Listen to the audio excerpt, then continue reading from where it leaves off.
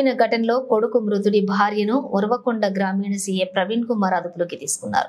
ఎలగలవంక తండాలు ఈ నెల 28న తిప్పేస్వామి నాయక్ మద్యం మత్తులో భార్యను కొడుతుండగా కుమారుడు రాజశేఖర్ నాయక్ అడ్డుకున్నాడు. ఈ సందర్భంగా తల్లి కొడుకు కలిసి తిప్పేస్వామి నాయక్ పై దాడి చేయడంతో మరణించాడు. కేసు నమోదు చేసుకున్న పోలీసులు గుండ్లపల్లి వద్ద నిందితులను అరెస్ట్ చేసి అదుపులోకి తీసుకున్నారు.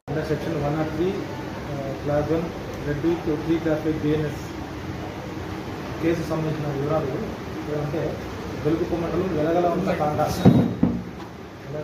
తాండాకు సంబంధించి మృతుడు తిప్పేస్వామి నాయకు 53 సంవత్సరాలు 27/8/2024 రాత్రి 11 గంటలప్పుడు ఇంటికాడ ఉన్నప్పుడు ఈ మృతుడు తిప్పేస్వామి నాయకు వాళ్ళ భార్య లక్ష్మీబాయితో తాగేసి మధ్యలో భార్యను కొడతా ఉన్నాడు. అప్పుడే కొడుకు రాజశేఖర్ నాయకు అక్కడికి వచ్చి వాళ్ళ అమ్మను కొడుతున్న మృతుడు తిప్పేస్వామి నాయక్ని వాదించి ఇరువురు గొడవ పడినారు. అప్పుడు లక్ష్మీబాయి కూడా అతనికి సహకరించడంతో మృతుడిని తిప్పేస్వామి నాయక్ని కింద పడేసి చేతులతో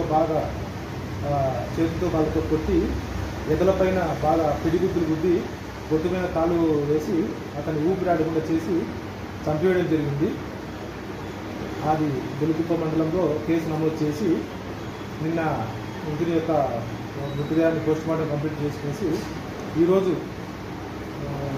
అనగా 28/8/2024 మధ్యాహ్నం 1 గంట సమయంలో గుండ్లపల్లి క్రాస్ వద్ద ఇద్దరిని 29/8/2024 1 గంట సమయంలో గుండ్లపల్లి క్రాస్ వద్ద మృతుడిని చంపినటువంటి రాజశేఖర్ నాయక్ మరియు లక్ష్మీబాయిని అరెస్ట్ చేసి ఈరోజు రిమాండ్ పంపడం జరుగుతుంది.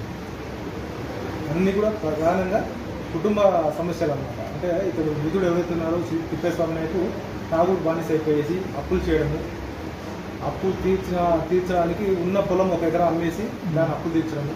ఆ విషయం కొడుకు అడిగినందుకు కొడుకును కూడా తరచుగా 2-3 సందర్భాల్లో కొట్టడము, ఇట్లా కుటుంబాన్ని వేధించేవాడు.